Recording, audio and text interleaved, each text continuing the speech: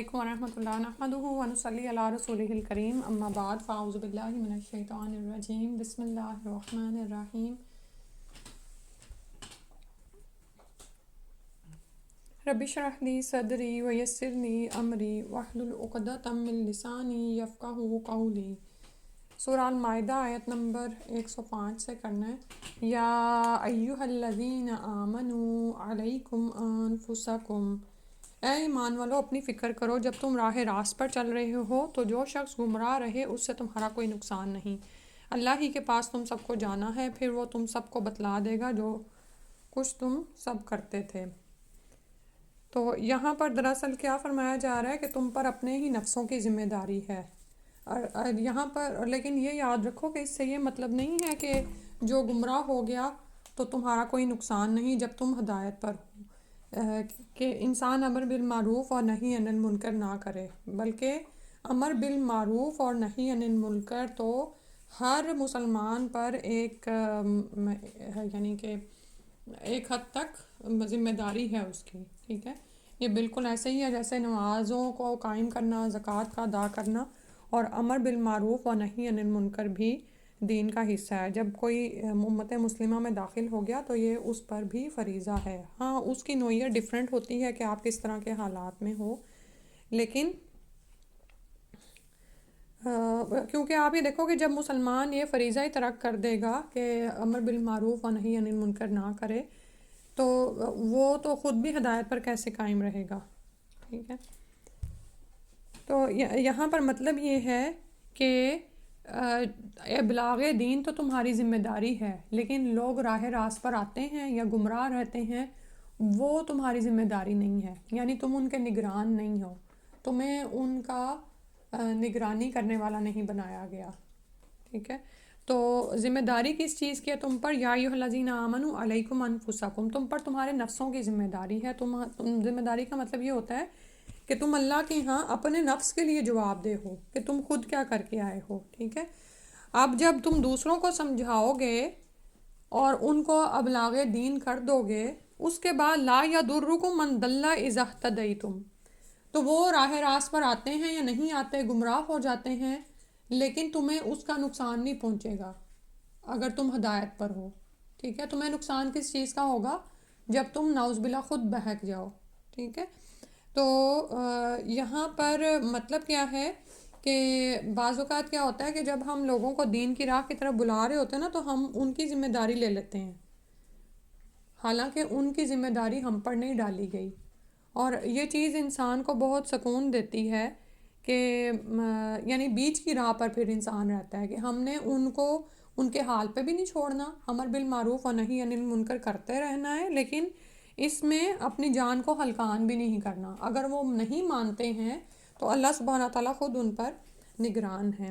تو اللہ تعالیٰ نے فرمایا الی اللہ مرجعکم جمیعا، تم سب کے سب کو اکٹھے ہونا ہے، اللہ کے ہی کے پاس لوٹنا ہے۔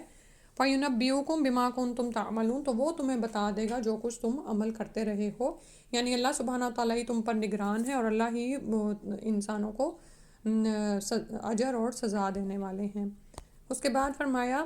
یا ایھا الذین آمنوا شہادۃ بینکم اذا حضر احدکم الموت، اے ایمان والو تمہارے آپس میں دو شخص کا گواہ ہونا مناسب ہے جبکہ تم میں سے کسی کو موت آنے لگے اور وصیت کرنے کا وقت ہو، وہ دو شخص ایسے ہوں کہ دیندار ہوں، خواہ تم سے ہوں یا غیر لوگوں میں سے دو شخص ہوں۔ اگر تم کہیں سفر میں گئے ہو اور تمہیں موت آ جائے، اگر تم کو شبہ ہو کہ ان دونوں کو بعد نماز روک لو، پھر دونوں اللہ کی قسم کھائیں کہ ہم اس قسم کے عوض کوئی نفع نہیں لینا چاہتے، اگرچہ کوئی قرابت دار بھی ہو، اور اللہ تعالیٰ کی بات کو ہم پوشیدہ نہ کریں گے، ہم اس حالت میں سخت گناہ گار ہوں گے۔ تو یہاں پر دراصل فرمایا جا رہا ہے کہ یعنی سفر میں اگر کوئی شدید بیمار ہو جائے، اسے زندہ بچنے کی امید نہ ہو، تو پھر وہ وصیت کر سکتا ہے اور سفر میں دو عادل گواہ بنا کر وصیت کرے، ٹھیک ہے۔ اور اس کے بعد یہ ہے کہ اگر بعد میں جب وہ ان گواہوں کی حاضری لی جائے، ان کو حاضری کے لیے بلایا جائے، تو پھر ان کو آپ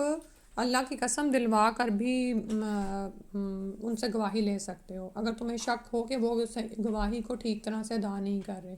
ٹھیک ہے۔ اور نماز کے بعد ان کو روک لیا جائے اور وہ اللہ کی قسمیں کھائیں۔ اور پھر یہاں پر یہ فرمایا کہ وہ کیا کہیں گے کہ کوئی قرابت دار بھی ہو تو ہم اس قسم کے عوض کوئی اس قسم کے عوض کوئی نفع نہیں لینا چاہتے، ٹھیک ہے، اور نہ ہی ہم اللہ کی شہادت کو چھپائیں گے، اگر ہم ایسا کریں تو گناہ گاروں میں سے ہوں گے۔ تو یہاں پر ایک دراصل طریقہ بتا دیا گیا ہے کہ اگر کسی شخص کو ایسی کوئی مجبوری پیش آ جائے، وہ کسی ایسی حالت میں پھنس جائے، تو پھر وہاں پر وہ وصیت کرے اور دو گواہ جو ان سے ہیں وہ بھی قائم کر لے۔ اس کے بعد ہے فَإِنْ أُثِرَ عَلَىٰ أَنَّهُمَا اسْتَحَقَّا، پھر اگر اس بات کی اطلاع ہو کہ وہ دونوں گواہ کسی گناہ کے مرتکب ہوئے ہیں، یعنی انہوں نے گواہی چھپا لی ہے، تو ان لوگوں میں سے جن کے مقابلے میں گناہ کا ارتکاب ہوا تھا اور وہ شخص جو سب میں قریب تر ہیں جہاں وہ دونوں کھڑے ہوئے تھے، یہ دونوں کھڑے ہوں، پھر دونوں اللہ کی قسم کھائیں کہ بالیقین ہماری یہ قسم ان دونوں کی اس قسم سے زیادہ راست ہے، یعنی سچ پر مبنی ہے، اور ہم نے ذرا تجاوز نہیں کیا، ہم اس حالت میں سخت ظالم ہوں گے، ٹھیک ہے۔ یعنی اگر جو عادل گواہ تھے ان کے بارے میں شک ہو جائے کہ انہوں نے صحیح کام نہیں کیا، تو ان کی جگہ پر جو مقابل ہیں جو ان کے جھوٹا ہونے کی بات کر رہے ہیں تو وہ اس کی جگہ پر آ جائیں گے، ٹھیک ہے، ان سے پھر گواہی لی جائے گی۔ یہ قریب ذریعہ ہے اس امر کا کہ وہ لوگ واقعہ کو ٹھیک طور پر ظاہر کریں یا اس بات سے ڈر جائیں کہ ان کے قسم لینے کے بعد قسمیں الٹی پڑ جائیں گی، اور اللہ تعالیٰ سے ڈرو اور سنو، اور اللہ تعالیٰ فاسق لوگوں کو ہدایت نہیں کرتا۔ تو یہاں پر یہ طریقہ کیوں اختیار کیا جا رہا ہے کہ اگر کوئی گواہ غلط گواہی دیں گے تو ان کو یہ ڈر ہوگا کہ اگر ہم نے خیانت یا جھوٹ بولنے سے کام لیا تو یہ کارروائیاں یعنی یہ گواہیاں ہم پر ہی الٹ سکتی ہیں، ٹھیک ہے۔ اس واقعے کے شان نزول میں بدیل بن ابی مریم کا واقعہ بیان کیا جاتا ہے، اور اس سے آپ کو نا ان آیات کی اچھی طرح سے سمجھ بھی آ جائے گی۔ کہتے ہیں کہ وہ شام یعنی تجارت کی غرض سے گئے، وہاں بیمار اور قریب المرگ ہو گئے۔ قریب المرگ کا مطلب ہوتا ہے کہ مرنے کے قریب ہو گئے، ابھی آیت میں گزرا ہے نا، ٹھیک ہے، تو ان کی یہ حالت ہوئی۔ تو ان کے پاس سامان ایک چاندی کا پیالہ تھا جو انہوں نے 2 عیسائیوں کے سپرد کر کے اپنے رشتہ داروں تک پہنچانے کی وصیت کر دی اور فوت ہو گئے، یعنی سامان ظاہر مالیت کا تھا تو انہوں نے کہا کہ یہ میرے رشتہ داروں تک پہنچا دینا۔ یہ دونوں وصی یعنی جن کو وصیت کی گئی تھی جب واپس آئے تو پیالہ تو انہوں نے بیچ کر پیسے آپس میں تقسیم کر لیے اور باقی سامان ورثہ تک پہنچا دیا۔ سامان میں ایک رکا بھی تھا جس میں سامان کی فہرست تھی، جس کی روح سے چاندی کا پیالہ گم تھا، یعنی کیا مطلب ہوا کہ وصیت انہوں نے کی اس مرنے والے شخص نے، اور اس کے ساتھ ساتھ اس نے ایک لسٹ بنا کے نا اس سامان میں رکھ دی تھی۔ یہ کتنی عقل مندی کی بات ہے نا، صحیح ہے۔ تو جب انہوں نے لوگوں نے چیک کیا جو وارث تھے پیچھے، اور تو انہوں نے دیکھا کہ چاندی کا پیالہ تو ہے نہیں، تو جب ان 2 عیسائیوں سے پوچھا گیا تو انہوں نے جھوٹی قسم کھا لی، لیکن بعد میں پتہ چل گیا کہ وہ پیالہ انہوں نے فراں صراف کو بیچا ہے، یعنی اس کا کاروبار کرتے ہیں نا اس کو بیچ آئے تھے جا کے۔ چنانچہ انہوں نے ان غیر مسلموں کے مقابلے میں قسمیں کھا کر ان سے پیالے کی رقم وصول کی، ٹھیک ہے۔ تو اس سے ہمیں اس کا پتہ چلتا ہے کہ اگر آپ نعوذ باللہ ایسی کسی سچویشن میں ہوں تو پھر کیا عمل کریں گے۔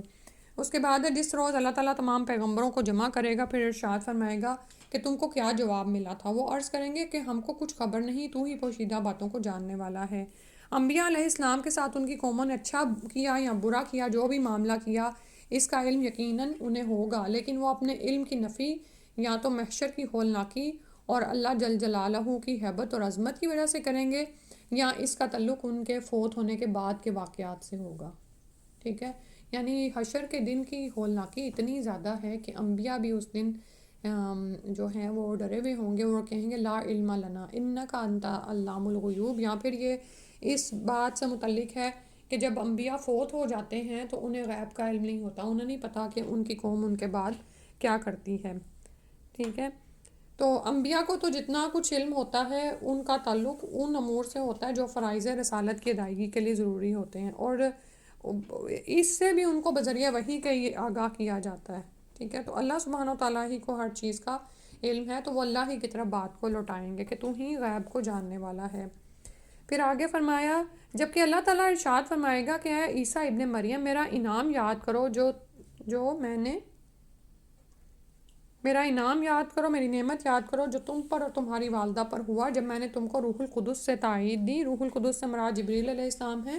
تم لوگوں سے کلام کرتے تھے گود میں بھی اور بڑی عمر میں بھی، جبکہ میں نے تم کو کتاب اور حکمت کی باتیں اور توریت اور انجیل کی تعلیم دی، اور جبکہ تم میرے حکم سے گارے سے ایک شکل بناتے تھے جیسے پرندے کی شکل ہوتی ہے، پھر تم اس کے اندر پھونک مار دیتے تھے جس سے وہ پرندہ بن جاتا تھا میرے حکم سے، اور تم اچھا کر دیتے تھے مادرزاد اندھے کو اور کوڑی کو میرے حکم سے، جبکہ تم مردوں کو نکال کر کھڑا کر لیتے تھے میرے حکم سے، اور جبکہ میں نے بنی اسرائیل کو تم سے باز رکھا جب تم ان کے پاس دلیلیں لے کر آئے تھے، پھر ان میں جو کافر تھے انہوں نے کہا کہ بجز کھلے جادو کے یہ اور کچھ بھی نہیں ہے۔ تو یہاں پر اللہ سبحانہ و تعالیٰ فرما رہے ہیں کہ عیسیٰ علیہ السلام کو کہ وہ نعمتیں یاد کرو جو میں تمہیں عطا فرمائی تھیں، اور اس میں مختلف جو بھی ان کے معجزات دیے گئے تھے ان کا ذکر یہاں پر کیا گیا ہے۔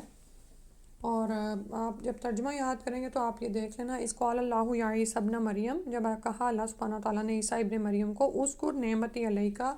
یاد کرو میری نعمت خود پر، وعلی والدتی کا، اور اپنی والدہ پر، کیونکہ ان کے باپ تو تھے نہیں، از ایتو کا، جب میں نے مدد دی تجھ کو بروح القدس، روح القدس کے ساتھ، تکلم الناس فی المہدی وکہلا، تو کلام کرتا تھا لوگوں سے گود میں اور یعنی گہوارے میں اور ادھیڑ عمر میں، وَإِذْ عَلَّمْتُكَ الْكِتَابَ وَالْحِکْمَةَ وَالتَّوْرَاةَ وَالْإِنجِیلَ، اور جب میں نے تم کو سکھایا کتاب اور حکمت۔ حکمت کا مطلب کیا ہوتا ہے؟ عمل کرنے کا طریقہ، یا چیزوں کو ان کی جگہ پہ رکھنا، فیصلوں کو بروقت کرنا،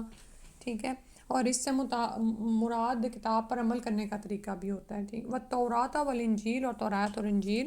اور جب وَإِذْ تَخْلُقُ مِنَ الطِّینِ، اور جب تو پیدا کرتا تھا، بناتا تھا مٹی سے، کحیتی، مانند صورت کے، الطیری، پرندے کی، یعنی وہ ایک پرندے کو بناتے تھے بِإِذْنِ، میرے حکم سے، فَتَنْفُخُ، پھر تو پھونکتا تھا، نفخہ کا مطلب ہوتا ہے نا پھونک مارنا، فیہا، اس میں، فتکونو، تو وہ ہو جاتا تھا، طیرن، پرندہ، سچ مچ کا پرندہ، بِإِذْنِ، میرے حکم سے، یعنی اللہ تعالیٰ نسبت کر رہے ہیں کہ میں نے ہی تمہیں یہ سارے معجزات عطا فرمائے تھے، اور ان کو ہم کیوں اتنے اس طرح سے پڑھ رہے ہیں؟ تاکہ عیسائیوں کی ان عقائد کی نفی ہو، کیوں وہ اللہ کا بیٹا کہنا شروع ہو گئے تھے عیسیٰ علیہ السلام کو، ان کے کچھ ان معجزات کی وجہ سے بھی، ٹھیک ہے، تو یہاں پر بار بار بِإِذْنِ کے الفاظ آ رہے ہیں، یعنی عیسیٰ علیہ السلام اگر کچھ ایسا کرتے تھے تو وہ اللہ کے اذن سے ہی کرتے تھے، اگر اللہ کا حکم اس میں نہ ہوتا تو پھونک مارنے سے کوئی بھی یہ پرندے کی مورت یا جو اسٹیچو ہوتا ہے اس میں جان نہیں پڑ سکتی، یہ ایک انڈرسٹوڈ بات ہے، ایسا کبھی بھی نہیں ہوتا، ٹھیک ہے، کیونکہ پیدا کرنے والا صرف خالق ہی ہے، مخلوق نہیں پیدا کرتی، مخلوق تو ایک مچھر بھی نہیں بنا سکتی، وَتُبْرِئُ الْأَكْمَحَ وَالْأَبْرَصَ، اور کوڑ اور برس کے مریض کو تو تندرست کر دیتا تھا، ٹھیک ہے، یہ اسکن کی جو ڈیزیزز ہوتی ہیں نا، آپ یہ دیکھیں آج کے زمانے میں بھی ان کا کوئی پراپر علاج نہیں نکلا ہے، کوئی نہ کوئی مسئلہ چلتا ہی رہتا ہے، اللہ نہ کرے کبھی کسی کو کوئی جلدی بیماری ہو تو وہ کیا کرتے تھے، وہ ان کو ٹھیک کر دیتے تھے، لیکن کیسے؟ اللہ کے حکم سے، وَإِذْ تَخْرُجُ الْمَوْتَى بِإِذْنِی، اور جب تو نکالتا تھا مردے کو زندہ کر دیتے تھے، نکال کھڑا کرتے تھے، جیسے وہ ہم نے روایت پڑھی ہے،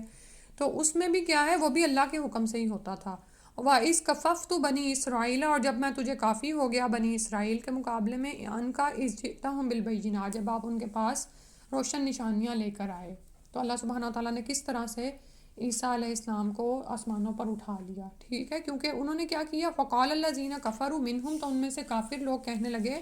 ان ھذا الا سحر مبین، کہ یہ تو کھلا جادو ہے، حالانکہ یہ جادو نہیں تھا، تو یہ تو روشن نشانیاں تھیں جو کہ عیسیٰ علیہ السلام کو عطا کی گئی تھیں۔ سبحانک اللہم و بحمدک، اشہد ان لا الہ الا انت، استغفرک و اتوب الیک، السلام علیکم و رحمۃ اللہ۔